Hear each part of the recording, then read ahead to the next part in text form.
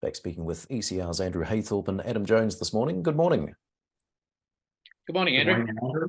Adam, we had some news last week here on one of our Queensland projects, Lulworth. The 2023 exploration campaign clearly well underway. Your bags are packed. You're heading to site next week. What's the focus of your trip? What are you looking to learn there? So, Andrew, I'm heading up in 1 week's time, driving up. First of all, the itinerary is to go to Hurricane, the project we've got inland of Cairns there. I'll be up there for 5 to 7 days on site there and looking at logistics of drilling and actually have a look at the ground. I've never been on there myself, so I'm meeting the previous owner out there and handing over, so to speak. So I might take a few samples myself while I'm out there. And then the later half, or for the rest of June, I'll be on site at Lulworth, checking out these Nova and tantalum ridge lines we've been talking about, and taking a few rock chips and geologically mapping and whatnot out there. Well, clearly the project's getting a lot of interest and already showing some interesting and some might say unexpected potential. Reporting on the gold, then the niobium and tantalum, and last week the rare earths. Did this most recent discovery, did that come as a bit of a surprise to you? Yes, it did. So niobium and tantalum, quite often associated with other critical minerals and rare earths. Our original analyses did include, I think, about 3 of those rare earths. We'd never analysed the whole suite of the rare earths. So, we're noticing that, just from those three elements we have analysed, like lanthanum and cesium, we've got some pretty high results there. So very encouraging. So we're actually going to go ahead now and make sure that we've got, the rest of those suite of rare earths in there. And Andrew, what's your take on the suite of minerals Lulworth is showing prospectivity for? Look, it's been a great story as it's developed. I mean, I remember, I think, sitting down with Adam probably not even 12 months ago, perhaps, and Adam showing me the maps and the old data at Lulworth. And, this is out the back of Charters Towers, out the back of Townsville, so to speak, in North Queensland. And, reasonably, let's say it's in a region of well-known mineralisation with, some great gold discoveries in the 1980s and subsequent Mount Lation, Kidston, Pajingo, and so on. Having said that, I remember Andrew that Adam was showing me some data, which is lots of visible gold, which I thought was quite incredible on its own. And that's really what started the story or the journey. But also some black mineral recorded in, a couple of areas in high concentration, which I think was alleged or suspected to be cassiterite. Adam, if I remember correctly, it wasn't actually identified specifically, but it was thought to be cassiterite or tin. So we had the conversation and thought, well, we better keep our eyes open then, clearly, in this Lulworth area, because I think it's around 960 square kilometres, and it's despite being very close and accessible to infrastructure such as Charters Towers itself and Pentland and Townsville as townships and major highways. I hadn't sort of seen or heard of anything specifically out of this region, in terms of exciting mines or discoveries in the history, on a scale that would attract your attention. So sure enough, we go out sampling, and yes, there's lots of visible gold, which is very encouraging, extremely encouraging that those results from the 1980s work were legitimate and have been neglected for over 40 years, pretty much since their initial recording. And the black mineral, well, so far it doesn't seem to be very much tin involved, but we came up with an niobium tantalum sort of assay results on the early sweep of data. And more recently, as pointed out, now we've got some rare earths that have popped out along with the other black minerals. And exactly as Adam said, rare earths were never really a focus for us. It was just an inclusion of 3 of the rare earth family as just part of a standard sort of analytical sweep at the lab, as opposed to let's go and look for this particular material. And then, as Adam's pointed out, the sort of results that we're seeing in the creeks and then the overall geological environment, and I guess, to be honest, the mystery of, if you like, of the Lulworth range, where no one I know has really focused or worked in the area in the past, and certainly not for multi-commodities. Here we are today sitting on something that looks extremely interesting over a very large area, unexplained origin, and we're getting really up there for the first time in at least our known history to have a look for the source of this material, both gold and heavy metals and rare earths and strategic metals, at a time when the share market's receptive to, well, certainly increasing evidence that the share market's receptive, especially to rare earth discoveries, because of the huge demand coming through for literally for magnets and super magnets. Well, Adam, Andrew raises an interesting point there. When it comes to the likes of, say, sample sizes, anomalies, scale of strike, what would it take to put Lulworth into the same category as, say, a Charters Towers? I think it would take very little, really, because well, just going on by the Novian tantalum anomaly so far, everything's leading up to this 10-kilometre long ridge line, and that's the focus currently for doing soil samples over and whatnot. And I'll be walking across this ridge line over the next few weeks, doing rock chips and that. But anyway, what the area of interest anyway on that highest anomaly of known tantalum is roughly 3.5 by 4 kilometres. So you're talking over 12 to 20 square k's just in that. That's the highest concentration on the 10-kilometre ridgeline, and it's actually, fortunately, on the southeast part of our tenement, there's actually another geologically mapped area, which is supposed to be the same geology as this Novian tantalum ridgeline, that we have not ever done a string set on it. No one else has done it. So this year I'm pretty excited about trying to get across to that part of our tenement and sample those creeks. So, and that outcrop itself is being mapped to be at least 3 times the size of the current ridgeline we're talking about. So, we're so that's quite exciting. So hopefully we got similar Novian tantalum results in these other areas we have not explored yet, but we'll find out this year anyway what these other outcrops are and how much they contain. And Adam, just remind us, while we're sticking with Queensland here, you did say at the start, but as far as planning for a drill program there, that's in full swing now, is it? Yep. So in Hurricane, yes. So come sort of mid-June, we've got bulldozers turning up on site there. There's a couple of old access tracks there, which, they just need maintenance done. And so we're going to sort of trim them up and tidy them up with the local operator, and also put in 2 new tracks. And this is going to give us access to, the Bouncer and Tornado and all these other sort of breccia veins that have already been rock chipped, and and they're just prominent outcrops there, but they've never been drilled before. So, so this will gain access to all these to do some preliminary drilling. When it comes to the drilling itself, we'll probably, we'll be looking sort of the later half anyway of this year to do some initial drilling. The plan is to do just RC drilling first up, quick, easy, good access, get it done.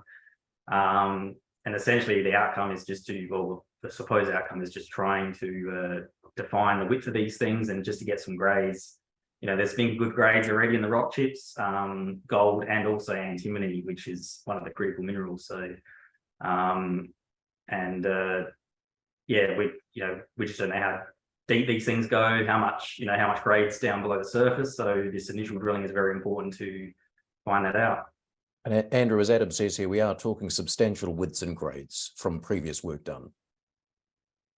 Yeah, the indications from what we've seen from past work, which is rock chip and sampling at surface, as Adam said, never drilled, or one drill hole that went 2 meters and didn't actually get into the vein because it's such a small, literally handheld rig or hand carried rig. So never drilled effectively at all.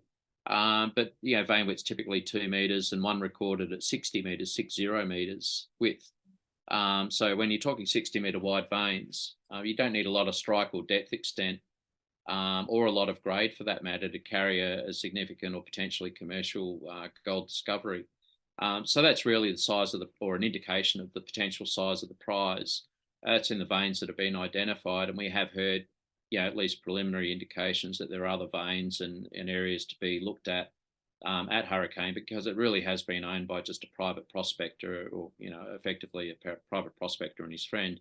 who've had very limited money and budget available for the last 4 or 5 years since they started their journey. So we'll be, to our knowledge, the first public company that's got significant resources to commit, to the opportunity to drill it out. And as Adam said, there's not just the evidence of gold and good widths and grades there in breccia veins and so on, but there's also separately a number of antimony veins that have been mapped and sampled previously as well. So touch wood, depending on access and how the tracks and drill pads go over the next couple of months, we might have some additional news on that front as well. Well, lots of promise and excitement as far as Queensland. Adam, a bit further south in Victoria at Creswick, unfortunately, no getting away from the facts. You must be a bit disappointed as to how that latest drill campaign went. There was plenty of optimism in the lead up to it. Just give us a bit of insight into what happened here. Yeah, so we initially were anticipating, do at least 10 holes on the Brewery Lane property there. Yeah, just unfortunately with timing and, and just there's numerous factors you've got to consider. Winter's approaching as well, or it's just here now, which makes it harder as well. Yeah, really, it was just more about, the traction of interest in it and the initial results we were getting, or what we got from the first 4 holes were just, it was just a little bit more disappointing than we thought. But it's not all over. We've only literally drilled a 50 to 100 meter long strike of area in that area. So we've got 10 k's long of this trend throughout the other tenements through there. And if you look back at some of our recent announcements, we've been doing a lot of soil geochemistry on some of these other additional areas, mostly to get a bit more smarter about, let's just see if there is gold outcropping in the soils. Because when the history with Brewery Lane is that 2019 there was RC drilling done there with some erratic sort of high grades, but they're quite substantial high grades. There's been a few rock chips done in the adits we were talking about a few months ago, and that's another thing that still hasn't been followed up. So there's still a lot of other opportunities there to go back to. But you look at the current market, you look at the quick the size and potential of what is in the Queensland portfolio. So, I think it's just be a bit smart about this and focus on that to, just see what's up there. Well, a lot of our viewers and investors will be familiar with the likes of the Ballarat gold mine nearby. What's the main geological difference between projects like that and Creswick? So Creswick's in the same category as, narrow vein, high grade, nuggety environment, sort of mineralization style. So straight away, your sampling method of drilling and the way you tackle it to do some initial exploration is just, is the key to it, really, about killing a project or not, so to speak. So, and that's why we have been doing some more, soil geochemistry and that on some of these other prospects in our Creswick project. And that we have actually found gold in other areas there, which, hopefully at some stage we'll put some initial drilling into it just to see how big these things are. But yeah, so it's all, so in similarities, Ballarat, Creswick, narrow vein, high, nuggety gold, similar structural styles, anticlines, synclines and whatnot. You're not talking about big open cuts or anything like that. You're talking about underground situation. Yeah. Andrew, you reckon there's still life left in Creswick? You still see some value here? Yeah, I think when Adam and I went through a review there only recently on Creswick, Adam, there's something like 30 odd veins that I think you tabled or had identified in terms of, let's say, veins or ridge lines or structures. Most of them were of the order of 200 metres, maybe 300 metres of strike. Most of them were defined by either, literally ridge lines or silicification, harder sort of zones, some previous pits perhaps, and of course, a lot of alluvial workings down in the gullies below. So when you look at those 30 odd sort of separate individual veins that really make up the detail, if you like, of that 10-kilometre strike length that we have under tenure in Victoria, north of the Ballarat goldfield, there's still a lot of open ground, a lot of open opportunity there. And I think the other thing that certainly I've seen, the work that Adam and the team have been doing in Victoria just in the last 12 months since I joined the company is really the benefits of the exploration with the soil geochem and soil sampling and so on, which is giving us a ranking of, you know, stronger, medium, and perhaps weaker targets to drill for the future. So in an ideal world, and you know, the world's not ideal, we have to live with land access and timing and all the practical issues that Adam's touched on. But in an ideal world, you have as many of those things soil sampled at low cost, prioritised according to what you see in terms of rock chip and soil sample, and then you bring the drill rig along later and do your point and shoot with the drilling at that time to give the company the best bang for its buck. And what's happened, I guess, with Creswick, apart from the drill results, which we're always hoping for top drill results. We never, you know, I don't think we ever drill a hole hoping to get nothing or not much. I mean, we never sort of sign off as a board or a group of guys to try and get not much or just some technical info without some grade satisfaction.